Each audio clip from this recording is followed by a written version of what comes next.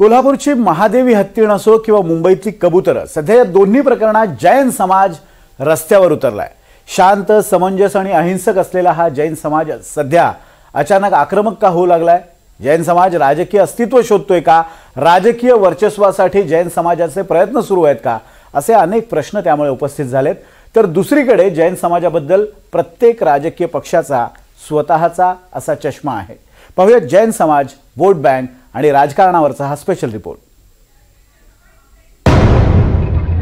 कबूतरांना दाणे घाला, महादेवी हत्तीणीला परत आणा।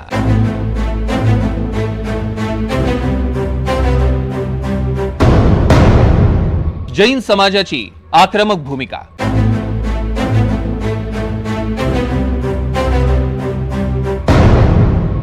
राजकारणाच्या आखाड्यात जैनांचा अचानक बोलबाला। राज्यात सध्या दोन प्रश्न अत्यंत महत्त्वाचे झाले आहेत। एक म्हणजे महादेवी हत्तीणीला कोल्हापुरातनं परत कसं आणायचं, आणि दुसरा म्हणजे कबूतरांना दाणे कसे घालायचे। या दोन्ही प्रश्नांमध्ये आक्रमक झालाय तो जैन समाज। कोल्हापुरातील महादेवी हत्तीण ही जैनांच्या स्वस्ती श्री जिनसेन भट्टारक पट्टाचार्य महास्वामी मठाची। एकीकडे महादेवी हत्तीणीला परत आणा म्हणून जैन समाज रस्त्यावर उतरला, तर दुसरीकडे कबूतरांना दाणे घालू द्या म्हणून दादरमध्ये जैन समाजानं राडा केला। महादेवी हत्तीणीबाबत बोलायचं झालं तर गेली 34 वर्ष ती कोल्हापुरात आहे। तिच्यावर कोल्हापूरकरांचा जीव आहे आणि म्हणूनच तिला परत आणा असं कोल्हापूरकरांचं म्हणणं आहे। तर कबूतरांना दाणे घालणं हे जैन समाजातल्या भूतदयेमधलं महत्त्वाचं तत्व असल्यानं कबूतरखाने बंद करू नका अशी जैनांची आक्रमक भूमिका आहे। खरं तर जैन धर्म म्हणजे शांत, महावीरांच्या अहिंसा या तत्वावर चालणारा। मात्र गेल्या काही दिवसात जैन समाज आक्रमक होताना दिसतोय। महादेवी हत्तीणीला परत आणण्यासाठी जैन समाजानं मोर्चे काढले। कबूतरांना खाद्य घालू द्या म्हणून जैन समाजानं लढाच सुरू केलाय। मुंबईतल्या विलेपार्लेमधलं जैन मंदिर तोडल्यानंतरही जैन समाज आक्रमकपणे रस्त्यावर उतरलेला। मनसे विरोधात मीरा रोड मध्ये निघालेल्या मोर्चामध्येही जैन व्यापाऱ्यांची संख्या मोठी होती। जैनांच्या वसाहतींमध्ये मांसाहार करणाऱ्यांना घर दिलं जात नाही यावरही अनेक वाद झाले। जैनांच्या पर्युषण पर्वात जैन वस्त्यांच्या जवळ मांस विक्रीला बंदी घालण्यावरही वाद होता। जैन समाज धर्म आणि महावीरांच्या तत्वांबद्दल कर्मठ आहे, पण गेल्या काही काळात जैन समाजाचा आक्रमकपणा पाहता जैन समाज राजकीय अस्तित्वाच्या शोधात आहे का असा प्रश्न पडतोय। ती न्यायालयाच्या आदेशानुसार केली आहे, ज्याच्यात सरकार दोन्ही प्रश्नामध्ये जैन समाजाच्या बाजूनेच सरकारने भूमिका घेतली, परंतु तरीही न्यायालयाच्या आदेशाचं पालन आणि एकीकडे एका समूहाचा दबाव याच्यातून मार्ग काढायचा असेल तर न्यायालयात जाऊन उद्या सांगावं लागेल की या संदर्भात जनभावना अतिशय तीव्र आहेत, त्यामुळे त्या निर्णयाचा फेरविचार व्हावा। हे जर करायचं असेल तर ही आक्रमकता कदाचित त्यांना न्यायालयीन लढाईला उपयोगी पडेल असा काही विचार याच्या मागे, तशी काही रणनीती ही पण निश्चित असू शकते। एक निश्चित आहे की भाजपाचं सरकार सत्तेत असताना आपल्या प्रश्नाकडे सरकारने अधिक सहानुभूतीने बघितलं पाहिजे, ही या समाजाची अपेक्षा असते। राज्यात जैन धर्मियांचे छोटे मोठे समुदाय आहेत। यामध्ये मराठी भाषक जैन समाजाचाही समावेश आहे। कोल्हापूर, सांगली, अहिल्यानगर, पुणे आणि मराठवाड्याच्या काही भागात जैन समाज विखुरलेला आहे। मुंबईत गुजराती जैन समाजाची मोठी लोकसंख्या आहे, तर विदर्भात धाकड जैन समाज मोठ्या प्रमाणात वसलाय।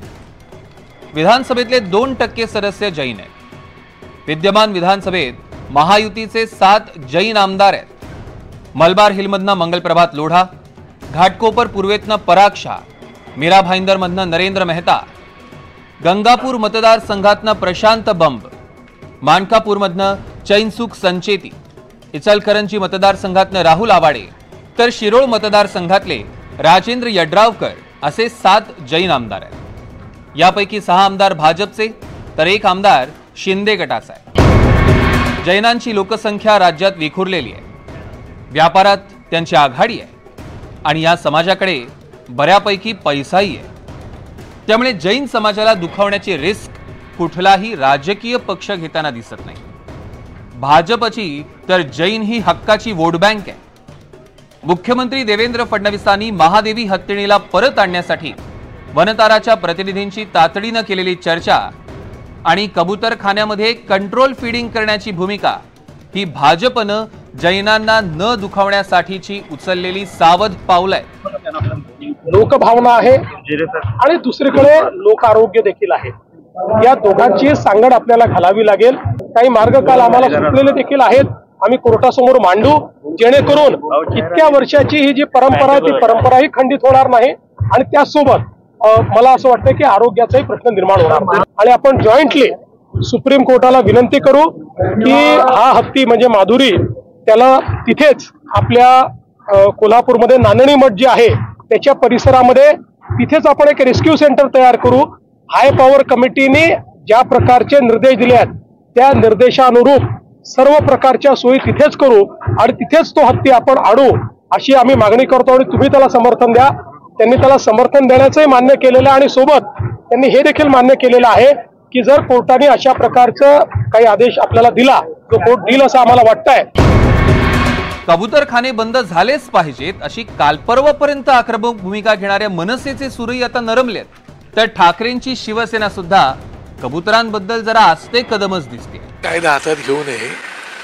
जीवदया आणि बुद्धदया ही जशी जैन धर्मीय असोत किंवा आणखीन कोणी आम्हालाही ती प्रिय आहे। तो विषय इतर लोकांच्या आरोग्याचा विषय असल्यामुळेच त्याच्यावरून थोडंसं शंका कुशंका घेतल्या गेलेल्या आहेत आणि म्हणूनच उच्च न्यायालयानं त्या बाबतीमध्ये निर्णय दिलेला आहे। सरकार जे रस्त्यावरच्या लोकांना घेऊन जनतेला सोबत घेऊन सरकारने काम केलं पाहिजे। या सरकारमध्ये देवेंद्र फडणवीस जे मुख्यमंत्री आहेत नक्कीच सहृदयी आहेत। त्यांनी या गोष्टी कारण बाकीच्याला वेळच नाही, दुसऱ्या लोकांना विचार करायला वेळच नाही, दिल्ली गल्ली असे फिरतायत, पण देवेंद्र फडणवीस विचार करतील।